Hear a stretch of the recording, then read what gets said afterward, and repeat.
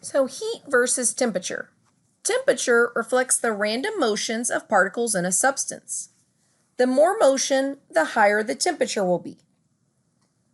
While heat is the transfer of energy between two objects due to a temperature difference. Heat always flows from a warm body to a cool body.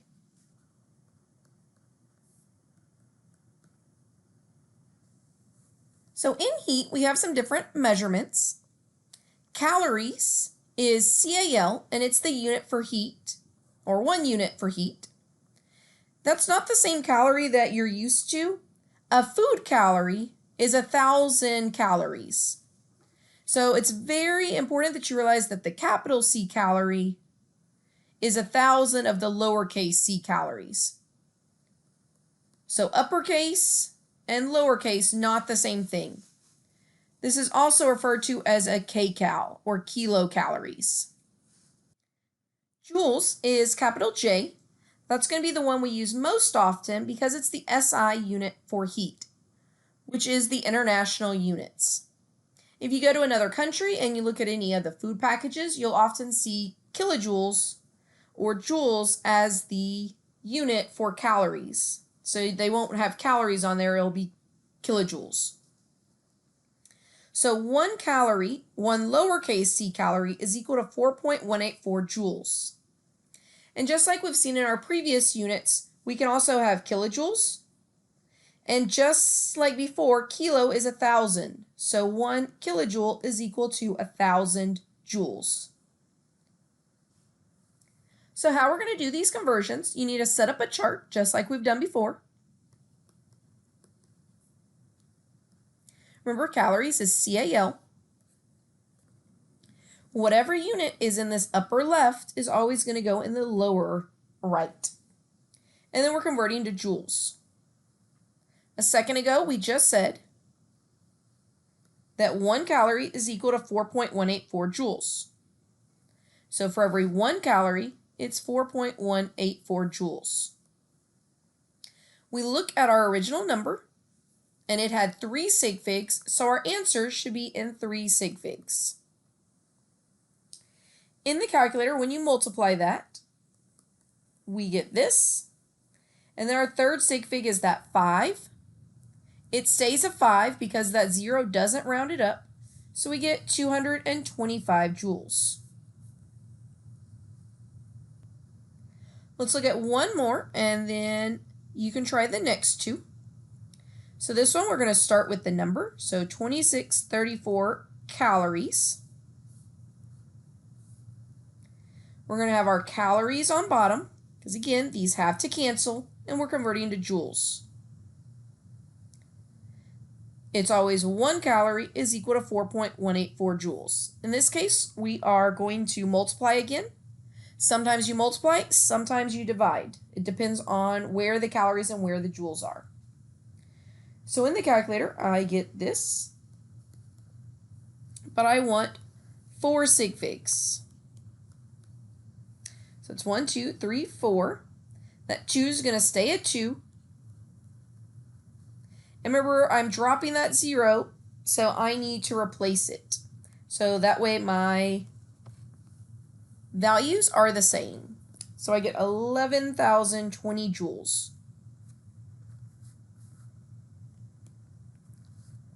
Go ahead and pause the video and try this next one on your own. Restart when you have your answer. So you should have put 323 joules. Joules should have went on bottom, and then calories. 1 calorie is 4.184 joules. So in this problem, you should have divided. In the calculator, you get this. We wanted 3 sig figs. So 1, 2, 3. So that's 77.2 calories. Okay, and the last one. If you haven't already solved it, make sure that you're pausing and solving.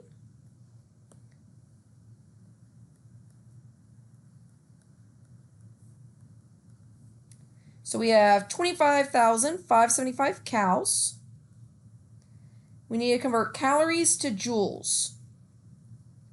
1 calorie was 4.184 joules, but this problem wants kilojoules, so we have to keep going.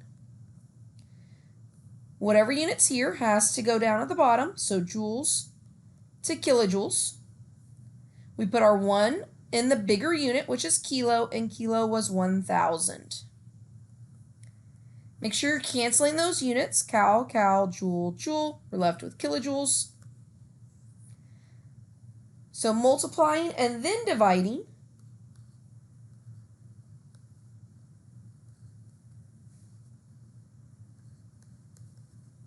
We get this number. And we wanted 5 sig figs. That's 1, 2, 3, 4, 5.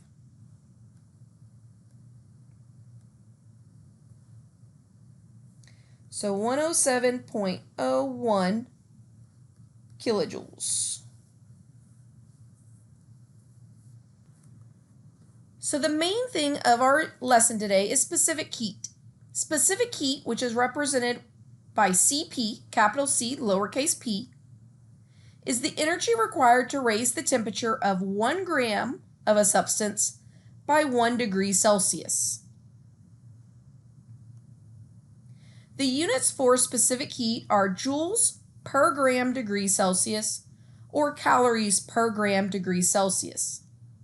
If I was to write that, I would write J over gram degree Celsius or calorie over gram degree Celsius. The higher the specific heat capacity, the more energy it takes to change a substance temperature. The only specific heat that you need to know that won't be given in a problem most of the time is water.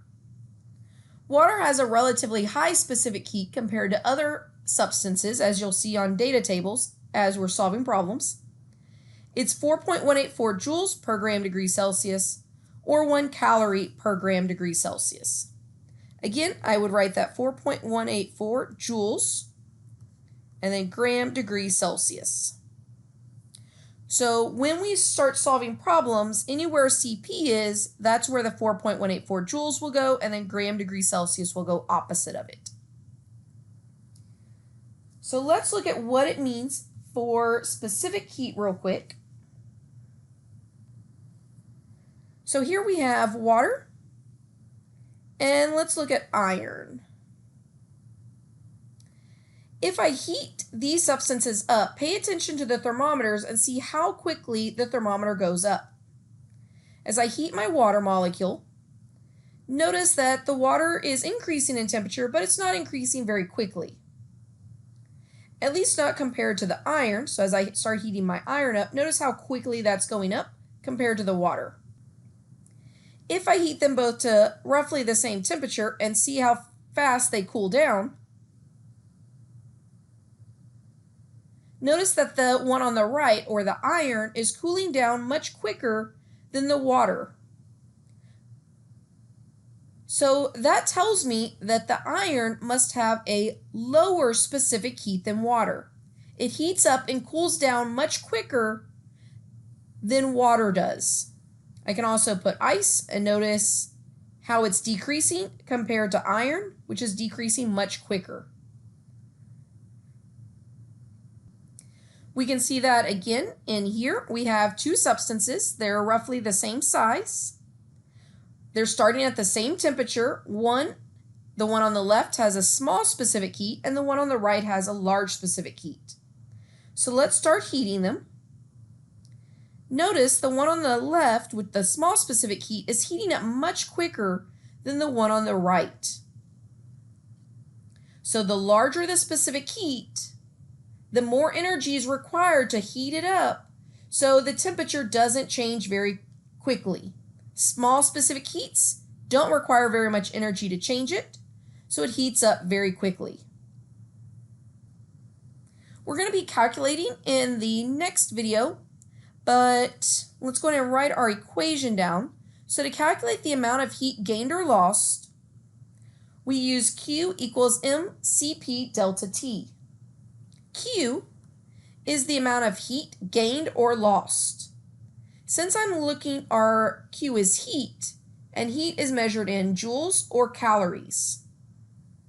So if you see just joules or calories or kilojoules or kilocalories all by themselves, that's my heat.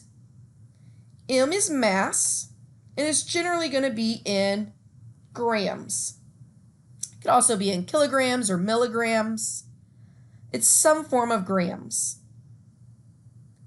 Delta T, so this delta, anytime we see that in chemistry, it's going to mean change. So the change in temperature. And we're going to be using degrees Celsius. To calculate my change in temperature, I do my final temperature minus my initial temperature. And finally, Cp is my specific heat capacity. Remember, it's going to be in calories per gram degrees Celsius. Why it has 3 units is if I was to rearrange this equation and solve for Cp, so if I was looking for Cp, I would need to get rid of M and delta T. So I would divide both sides by M and delta T. So those cancel, those cancel. So specific heat is equal to heat over mass delta T. Well, my Q, or heat, is in joules over my mass is in grams, and my change in temperature is in degrees Celsius. So notice Cp is joules per gram degrees Celsius. That's why specific heat has 3 units, because none of the units will cancel out when you're solving for Cp. So let's look at some qualitative specific heat problems. When left in the sun at the beach, a pair of keys, which are made of metal, will get much hotter than a pair of plastic sunglasses.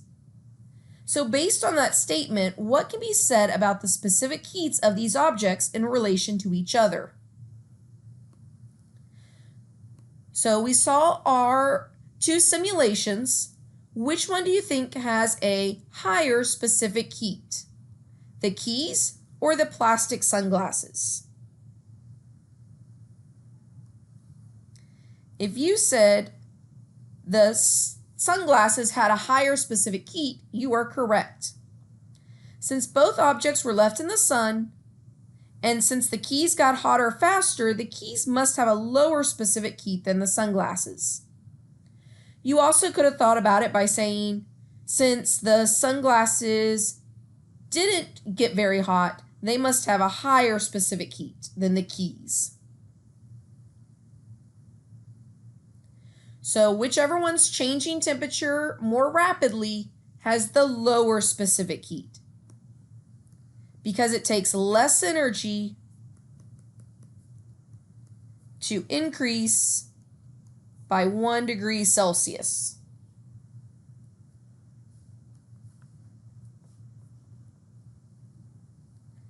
Specific heat of an object doesn't change, just like the density of an object doesn't change.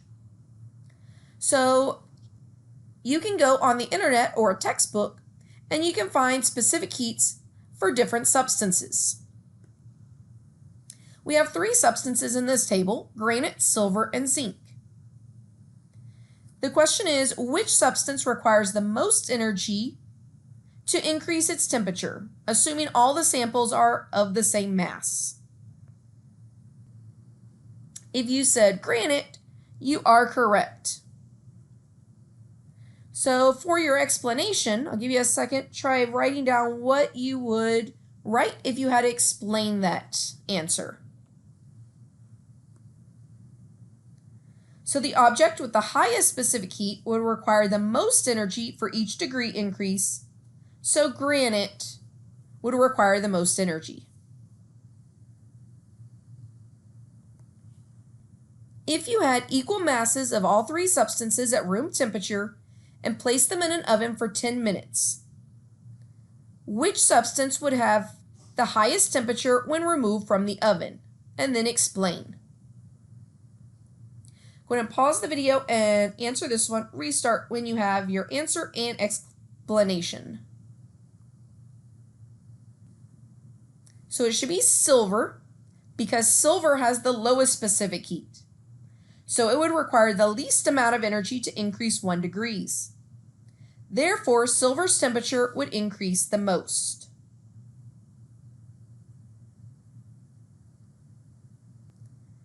And then last one, if you had equal masses of all 3 of these substances, you place them in the fire until they all reach 200 degrees Celsius. You then place them in a separate container or separate containers, all with the same volume of water. Which container of water would reach the highest temperature, do you think? And explain. So the thing you have to think about on here, on this problem, is it says that you heated both substances up to 200 degrees Celsius, or all 3 substances up to 200 degrees Celsius.